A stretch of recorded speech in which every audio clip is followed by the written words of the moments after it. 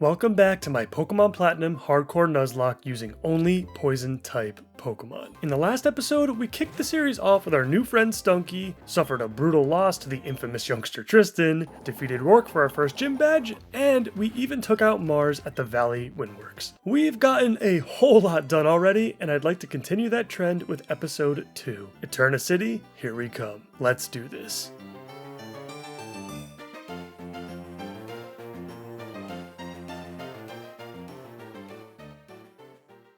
Our next destination is the wonderful Eterna Forest. The small southern section of Route 205 didn't give us any problems as we made sure both of our remaining Pokemon were very adequately leveled to deal with Mars earlier. We did avoid the first trainer on the route specifically though, so we don't have to deal with Ponyta. Otherwise, yeah, these Geodudes are whatever. Rosalia gets plucked into pieces and this Machop suffers a similar fate. I do like this rest house at the end though. It's definitely convenient, especially if you're planning on making future trips to the forest without Cheryl. Although, at the same time, it's not like Floroma Town is really that far away, and neither is Eterna City, I guess. But now it is time to enter the enchanting Eterna Forest once again. Hello, Cheryl. Nice to see you again. You know, I don't think I've ever stopped to talk to her in the overworld. I'm curious.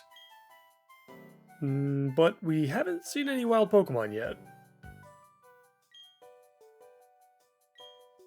We also have not battled together yet, either? Wait, is Cheryl from the future? You'll notice that I have made it daytime for the time being, and this is so we can obtain our next encounter in Wurmple. We will need a Wurmple that will evolve into Dustox specifically, which I'm always fairly happy to include on any of our teams. Luckily, we actually found a Cascoon instead, which is perfect. Dustox is not as useful in these games as it is in the Hoenn region, but in a run where I don't exactly have many options to choose from, we'll definitely still get some use out of our old friend for sure.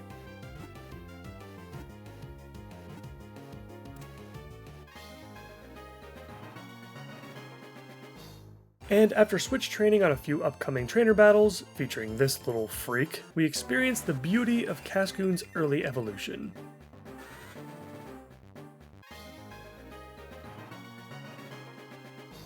A few more battles and a couple of item pickups later, we have already reached the end of the forest, and we are now rewarded with the Soothe Bell. I am very happy that this item comes so much sooner now in Platinum than it did in Diamond and Pearl, and we will really need it for our Zubat in a little bit. Can anyone think of another example of a Pokemon game that has a similar route layout / structure to that of the Generation 4 games? I've never seen Game Freak do this again, where they would have the same route separated by another route or area in between. I have very mixed feelings about it from a Nuzlocking perspective. Like, I do think it's kind of cool and unique to have different Pokemon spawn in different areas of the same route, but at the same time, it can sometimes be inconvenient to delay a potentially useful encounter, only to maybe get something slightly better later on. Route 205 isn't really affected by this too much, because you don't really spend that much time in Eterna Forest. But with Route 211 on the other hand, you gain access to the western portion right around this time, the second badge, but you won't have access to the eastern part until after the 5th badge, I think. I don't know. What do you guys think about that kind of design? Finally, in Eterna City. First thing we always pick up as we enter the Pokemon Center is, of course, the Friendship Checker app for our Pokétch. Seriously, I still think this might actually be the best app, or at least one of them. Guessing how much more friendship you require in order to evolve your Pokemon is annoying as hell, and while other games do have their own versions for friendship checking, this has to be the easiest and most convenient. After obtaining the Explorer's Kit from the Underground Man, we deal with Barry and Cyrus again, pick up the hidden Draco plate that will literally never be used. Seriously, how many Pokemon before the post-game can actually utilize dragon moves at all, let alone this early in the game? And we grab the experience share from Lucas's father, another must-have for any playthrough. I spent some time over on the previously mentioned western end of Route 211 to pick up our HM slave for the run. It's kinda nice when the Bidoofs here are only a level or two short from evolving into the ultimate HM servant, and in this process we trained up the rest of our team with our most crucial member for the upcoming fight finally evolving.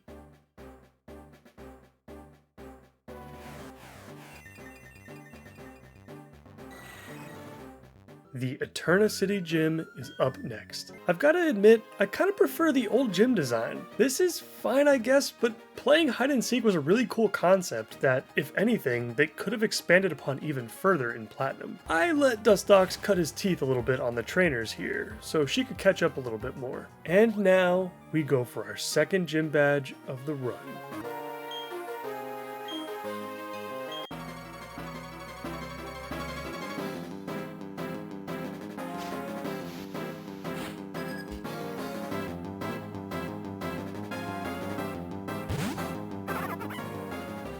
Gardenia opens up with Turtwig, and we'll be going for a sweep with our Golbat. Turtwig can be a pain in the butt sometimes if it doesn't go down in a single hit. If Reflect goes up, it can definitely cause some problems for your team when going into her next Pokemon. Luckily, a single pluck was all that was needed here, and Cherrim comes out next. Let's see if we can keep this thing going.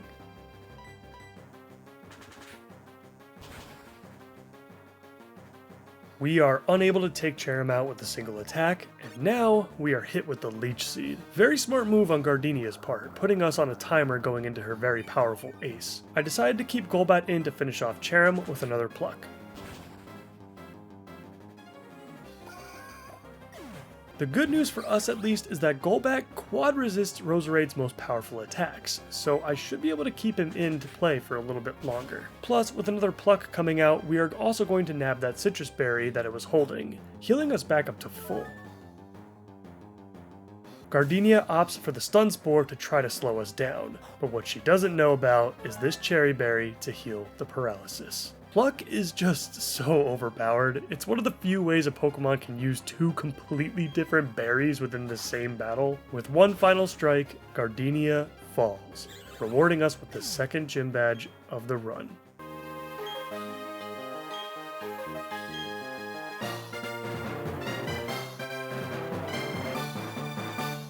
Soon after our glorious victory over the Warden of Eterna, our flying friend is ready to evolve once again.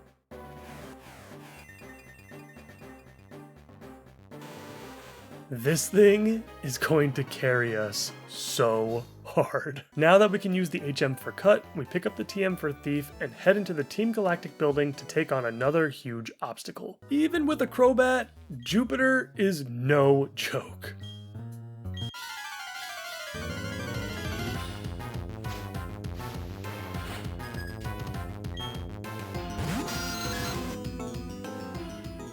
The fight does start out fairly unfairly with our Crobat versus Jupiter's Zubat.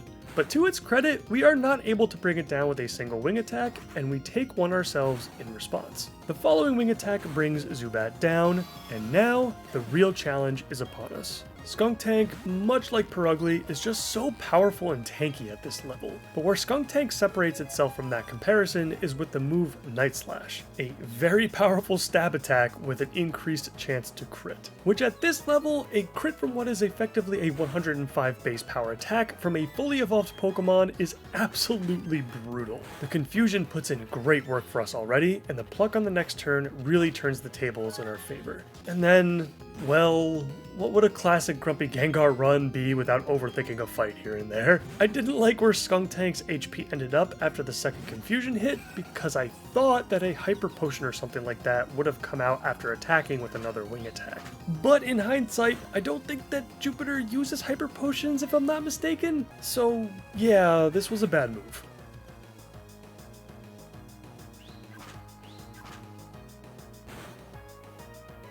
Dustox is in now, and I risk the crit to go for a Gust to hopefully put Skunktank's HP in range of Crobat's Pluck.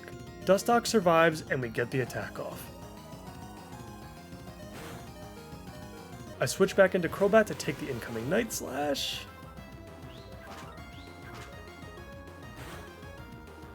No crit there, and now we go for the kill. Pluck isn't enough to get the job done, and we get hit with another Night Slash. We heal a little bit from our Oran Berry, and now at this point, we just have to keep attacking and pray something good happens. And it looks like our prayers were in fact answered, as not a single potion comes out in response. A rather stressful fight for sure, even though it didn't have to be, but at least we're still in this.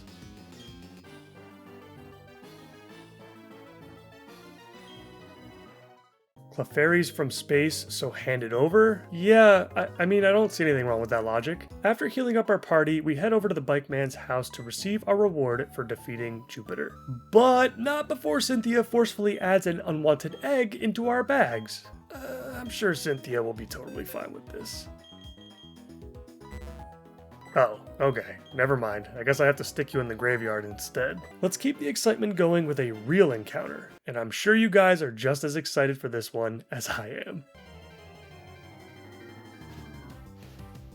There's our boy. And unlike our trade evolution restrictions we had in place for the walkthrough, we will 1000% have Gengar for this run. For anyone that doesn't know how trade evolutions work for emulators, the randomizer program gives you the option to have them evolve at specific levels or while holding specific items. In the case of the Ghastly line, Hunter will evolve into Gengar at level 37, which just happens to be Crasher Wake's level cap as the 5th gym leader in Platinum. While our Crobat is going to carry us into the mid-game, Gengar is going to be a monster in the late game. I love me some Old Chateau. And what's not to love? You've got rare candies, the Dread Plate for some extra dark type damage, and even the TM for substitute. Probably won't use it, but still pretty crazy you can pick that up right here. Alright, I've had a sufficient fill of Haunted Mansions for now. Let's move on to Route 206, just south of Eternity. But before we do, we have to pick up our token Big Tree of the run. Yes, this is the silly tradition I have chosen for all Platinum runs moving forward. And yeah, I suppose picking up the TM for Brick Break back over an Orbird Gate is also pretty helpful.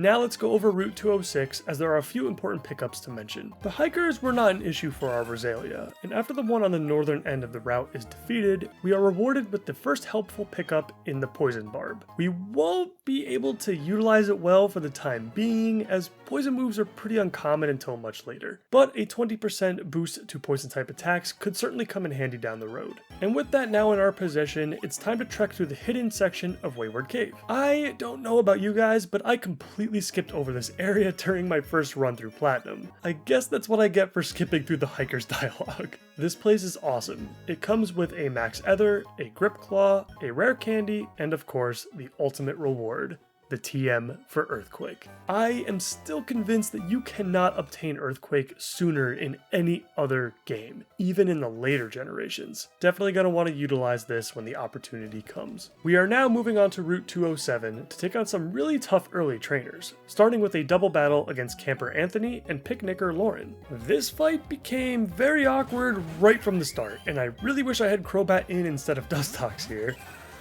Upon switching in, we get hit with a Charm, which is kinda scaring me a little bit.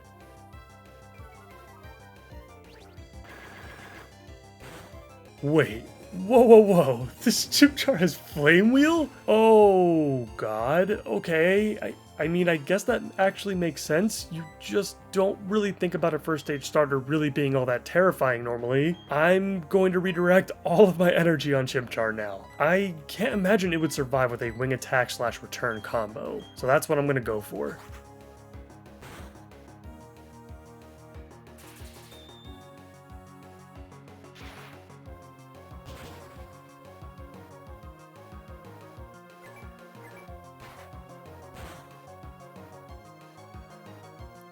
Pikachu! Roselia goes down, but at least Chimchar will succumb to the poison damage and go down as well. I send in Dustox now, and this should hopefully be easier with the 2v1 in our favor. Bite deals absolutely pitiful damage against this thing. What are they feeding these Pachirisu? Is Camper Anthony training for the frickin' Battle Frontier or something? The incoming Spark deals another huge chunk, and he gets the paralysis as well. All we can use is a useless Gust from Dustox, and our Crobat is in a lot of trouble.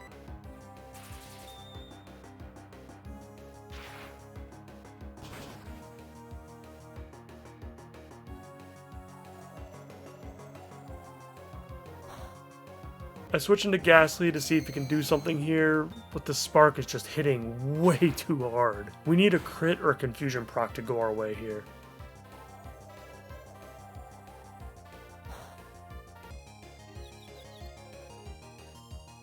Pachirisu breaks through and takes out Ghastly.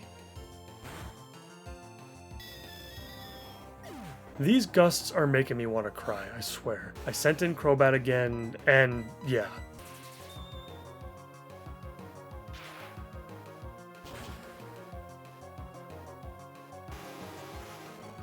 Even if I could get through the rest of this with Dustox, no, this is over.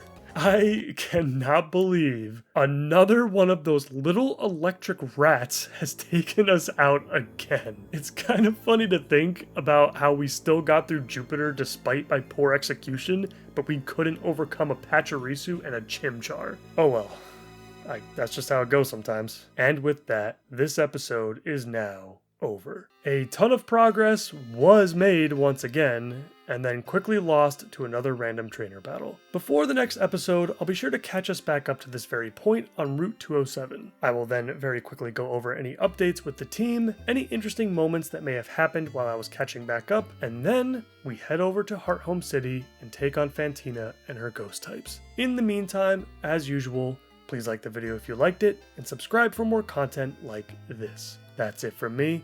I'll see you next time.